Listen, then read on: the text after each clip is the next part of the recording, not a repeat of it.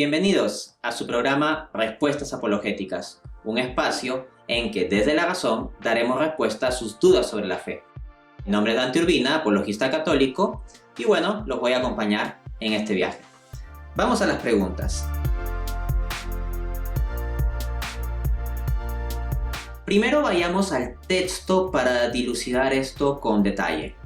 Leemos en Génesis 3:22.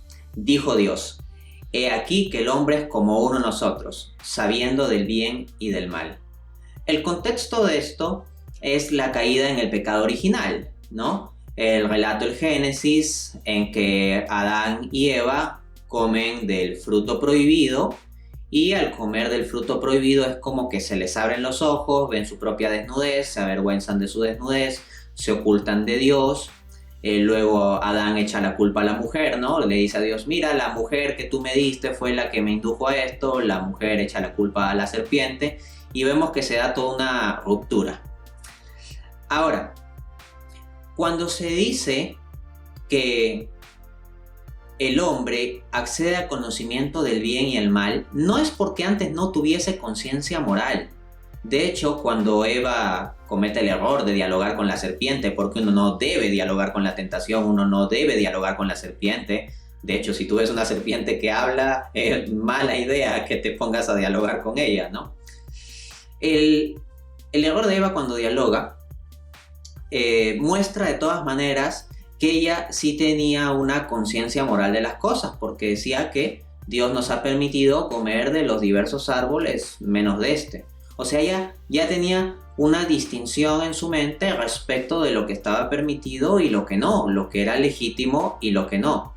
Entonces, cuando se pasa a decir que el ser humano llega a tener la ciencia del bien y del mal, hay que entenderlo en esos términos. Y aquí nos puede ayudar a profundizar el texto de Génesis 2 del 16 al 17. Vamos, porque para entender bien un texto hay que ver su contexto.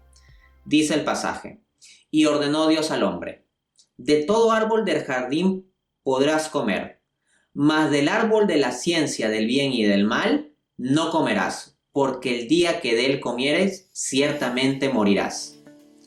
Entonces vemos que hay un árbol de la ciencia del bien y del mal.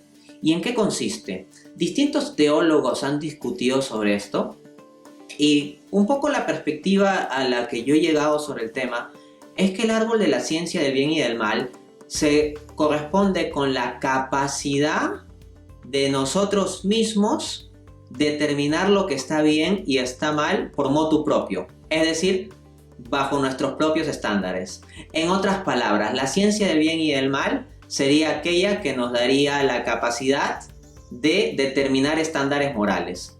El punto es el siguiente: Dios, como sumo bien, es el estándar objetivo del bien y del mal.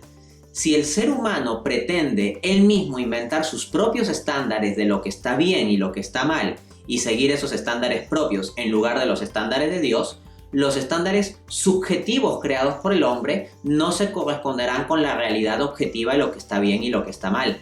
En ese sentido, el acceso del hombre a la ciencia del bien y del mal ha de entenderse fundamentalmente en el sentido de que el hombre pretende fabricar los estándares morales en lugar de seguir los estándares morales objetivos dados por Dios.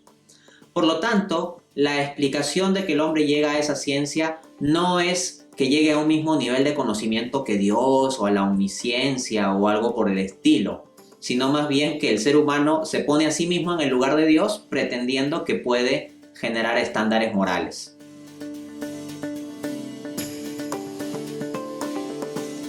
No, Dios es omnisciente, a Dios nada se le escapa de las manos. Dios, en su acto puro eterno, como ser atemporal, tiene conocimiento simultáneo de los eventos pasado, presente y futuro. Dios conoce absolutamente todo.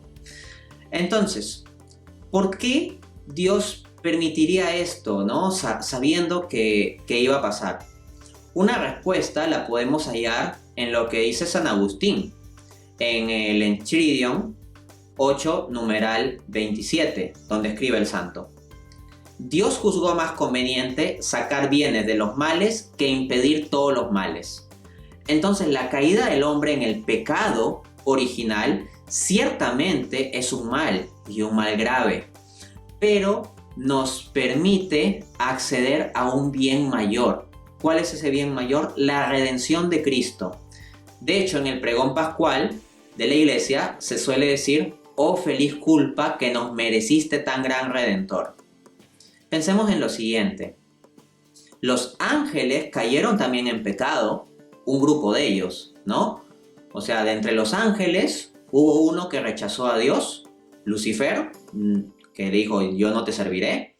Y alrededor de la tercera parte de los ángeles, según nos da a entender el libro de Apocalipsis con una analogía, habría seguido a Lucifer en ese rechazo hacia Dios.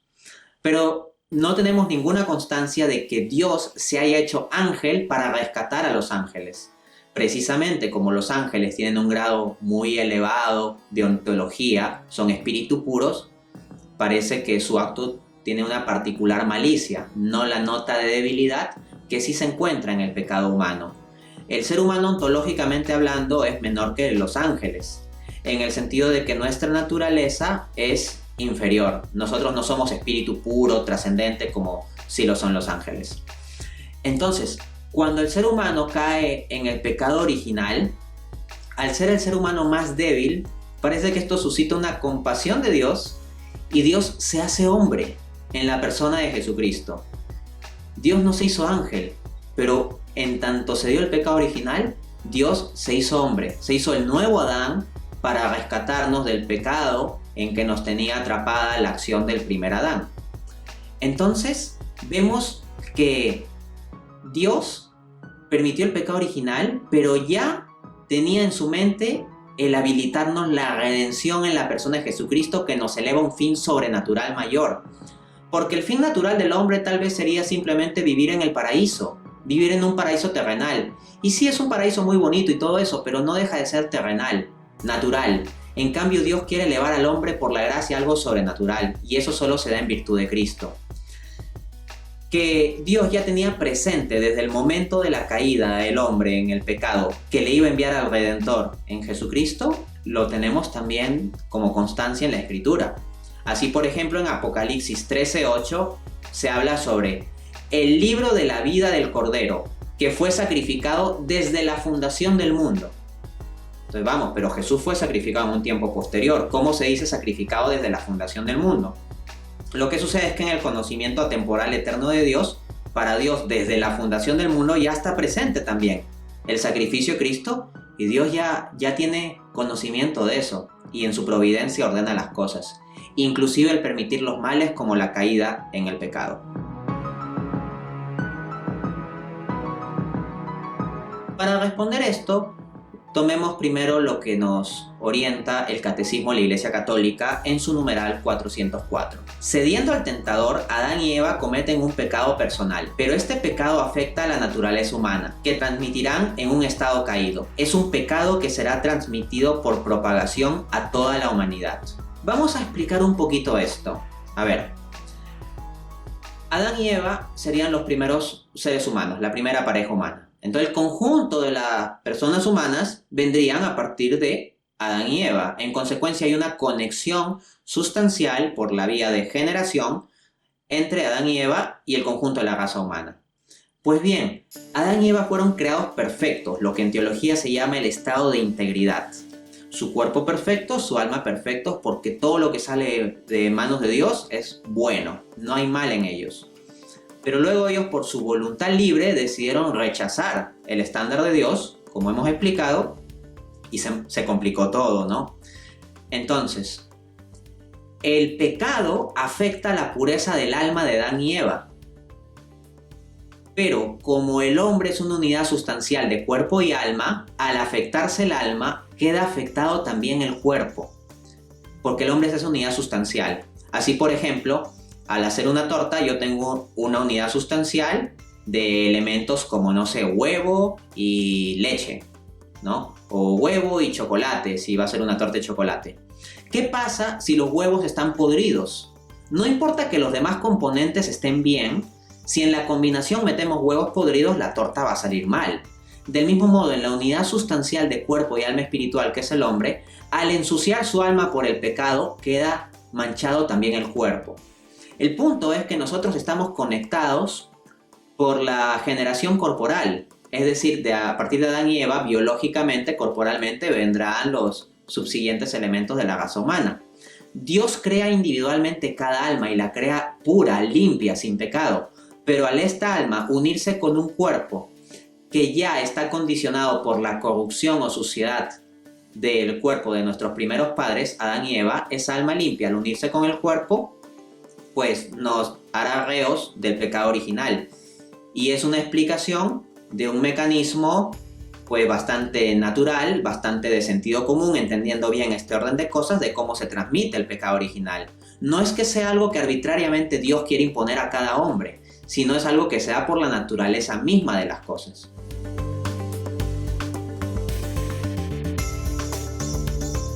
Entendamos, la concupiscencia es precisamente la consecuencia del pecado original en nosotros. Nosotros tenemos una cierta tendencia al mal. Nuestra naturaleza humana esencialmente es buena, pero accidentalmente tiene una tendencia al mal.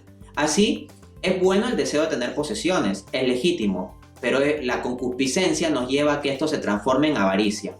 Es bueno el deseo de legítimo placer, pero la concupiscencia nos lleva a la lujuria. Es bueno el que uno se ame a sí mismo, pero la concupiscencia nos lleva a la soberbia. Y así sucesivamente tenemos que, frente a deseos legítimos de nuestra naturaleza humana, la concupiscencia los desordena y los termina llevando a pecado. Entonces la concupiscencia en nosotros es una tendencia hacia el pecado. ¿Por qué Dios nos habría dejado la concupiscencia?